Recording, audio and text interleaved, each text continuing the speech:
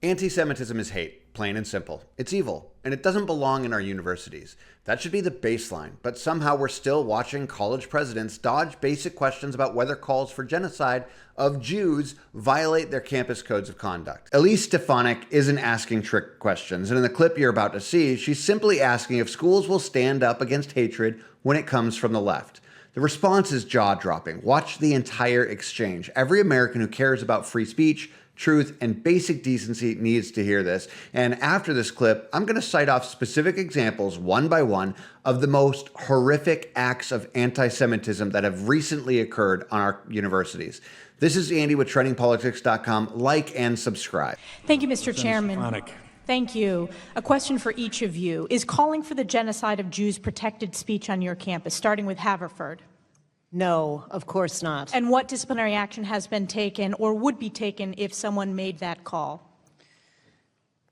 Representative, there have been no such calls, and we would use all of our disciplinary actions to follow through on any such call. I would never expect that to happen at Havford, and if it would, we would deal with that swiftly. Well, let me ask you a specific question then. There was a student group on Havford's campus who called for the complete dismantling of the apartheid settler colonial state of Israel by all means necessary. What does by all means necessary mean to you? Invoking that kind of terminology is repugnant because of what it can mean, and I will not. So does that depend on the context? I will not defend that statement. So what disciplinary action was taken against that group or those individuals who made that call? Any disciplinary action?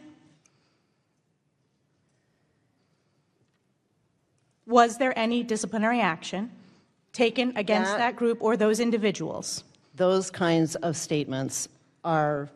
I'm not asking you if they're very repugnant. I'm asking about the disciplinary action. You were the one university president who failed to lay out if any disciplinary action has been taken, if any suspensions or expulsions. So I am asking you, was there any disciplinary action taken? Disciplinary action can include expulsion and. I'm not asking what it can include. I'm asking, was it taken? I will not be talking about individual cases here, and I'm saying that is. So have there been any disciplinary actions taken by Havford related to anti-Semitism? Any?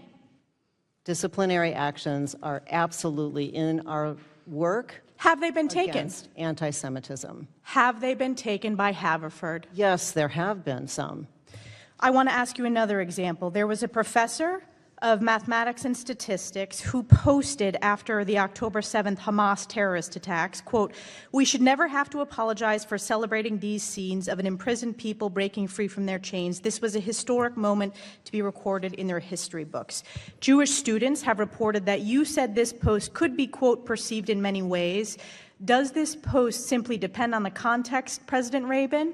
And were there any disciplinary actions taken against this professor? Such posts have been incredibly harmful to our entire community, and I disavow them and that outcome for us. Was there an investigation of the professor? Investigations happen in all such cases. So yes, in this case. Investigations happen in all such cases, as I have said, and we follow. This is a simple question. The other presidents are answering this straightforward as to disciplinary action. Again, these university presidents who are former presidents fail to answer these direct questions. In this case, was there disciplinary action taken or an investigation of this professor? Respectfully, Representative, I will not be talking about individual cases. Respectfully, President of Havford, many people have sat in this position who are no longer in the positions as president of universities for their failure to answer straightforward questions.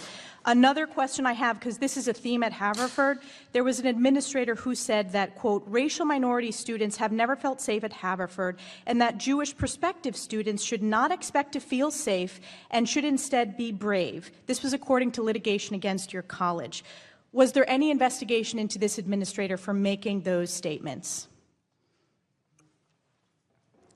That report does not reflect the administrators that I know who stand strongly with me and the entire college against anti-Semitism. So that didn't happen, is your position? Was that statement not made by that administrator? That statement does not comport with those administrators that I know. I'm not asking if it comports with the administrators that you know. I'm saying, is it your testimony that that statement did not happen, even though it's coming out in litigation? So are you saying it did not happen? What I am saying is that I cannot imagine that happening from those colleagues of mine. Well, let me ask you, if it did happen, what disciplinary action would Havford take against that administrator? At Havford, we do not tolerate discrimination or harassment or bias. And what does that mean, not tolerate? Does that mean suspension, firing of that individual? What does that mean?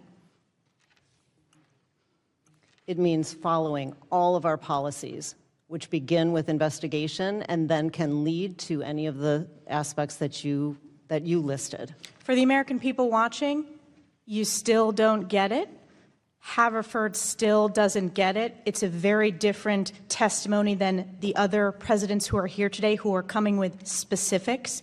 So again, this is completely unacceptable, and it's why this committee has stepped in, because higher education has failed to address the scourge of anti-Semitism, putting Jewish students at risk at Havford and other campuses across the country. I yield back. What Elise Stefanik exposed in this hearing isn't isolated. It's a symptom of something spreading across American campuses. Just look at what happened at the University of Pennsylvania, where students chanted for Intifada, right? And speakers called for the destruction of Israel during a Palestine Rights Festival hosted at the school grounds. Or at Harvard, where dozens of student groups signed a letter blaming Israel alone for their Hamas terrorist attacks on October 7, 2023. It took days for Harvard's president to even respond, and when she did, it was vague, weak, and full of academic hand-wringing. At Columbia University, Jewish students reported being told to avoid campus for their own safety after pro-Hamas protests erupted. That's the state of the higher education, where Jewish students are the ones being told to stay home, while everyone else hides behind free speech. These schools love to talk about tolerance and safe space, but that language seems to disappear the second Jewish students are the ones being targeted.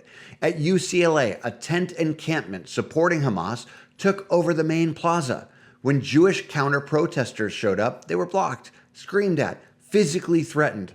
The university allowed it to escalate until it made national news, and only then did administrators take action, and even then, their response was slow, careful, and obviously more concerned with PR than protection.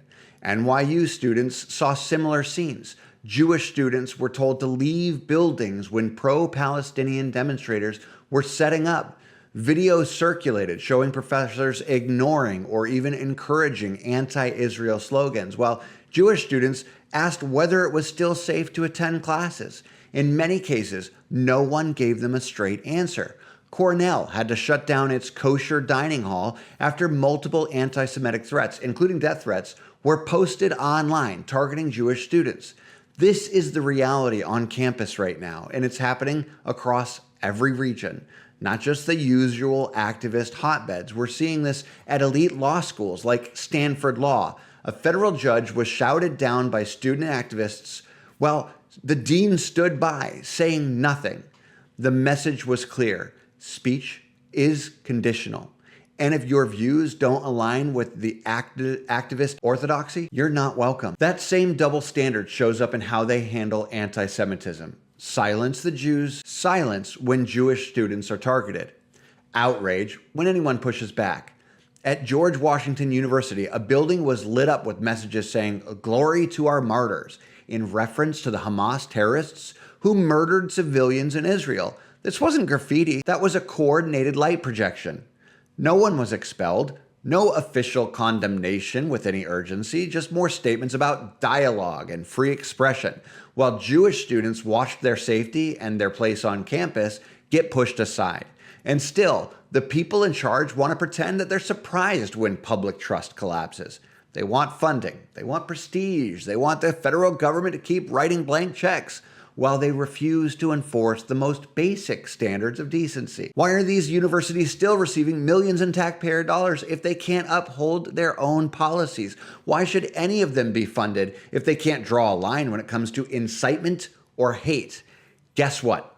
If governments don't start asking that question, the problem won't just get worse. It'll get normalized, and it already is. The idea that this kind of behavior is just campus discourse has taken hold, and if no one pushes back, students are going to have they're going to leave these schools believing that targeting Jews is just another form of activism. And that's why Stefanik's question matters. Because if the leaders of these institutions can't say under oath that calls for genocide violate the code of conduct, then they're not just failing, they're complicit. You don't need a law degree to understand that calls for violence are not protected by campus policies. You just need a spine, and that's what's missing in many of these so-called elite institutions. There's a reason anti-Semitism is rising on campus. It's not just ignorance. It's reinforcement. It's cowardice from administrators. It's silence from the faculty. And it's students watching all of it and learning that hate against one group is apparently more acceptable than others. And if you reverse these rules in these situations, if this was about any other group, the response would be immediate, sweeping, and unforgiving. But when it's anti-Semitism, suddenly it becomes complicated.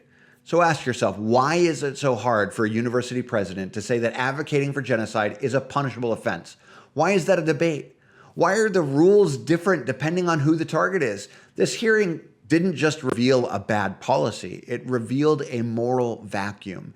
And the only way that changes is if these leaders get called out and held accountable in public.